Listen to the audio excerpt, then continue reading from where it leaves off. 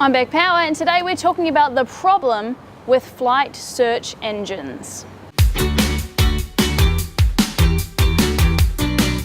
So here's the thing, flight search engines, while very helpful, are kind of archaic and they have problems.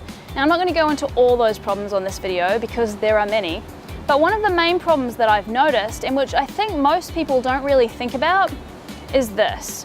If you're searching for a ticket from Bangkok to New York, for example, you go to a search engine and you type in Bangkok, and then you go to the next box and you type in New York, and you choose if it's a one-way or a return ticket, and that's how it's done.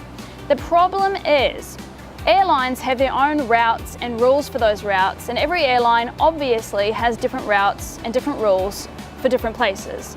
For example, you can't fly from Sydney to Melbourne with Icelandic Air.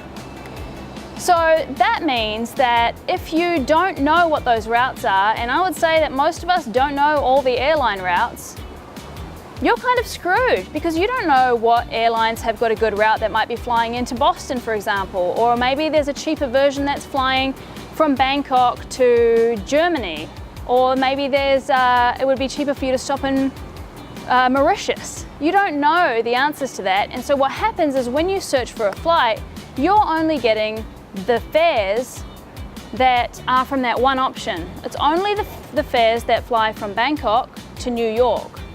If there are two tickets and it would be way cheaper for you to stop in Mauritius, it's not going to tell you about that. So you kind of have to guess. And so you're left like picking and choosing of which flights are better, and you got to remember that you were stopping in Germany, but that flight's into Dusseldorf and that one's out of Cologne. So you have to remember how to do that. And if you need to get a train, it's crazy.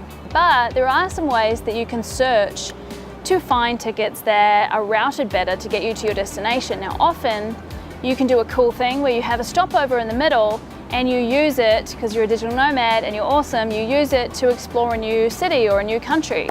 I think you can stop off in Addis Ababa, is that even how you say that?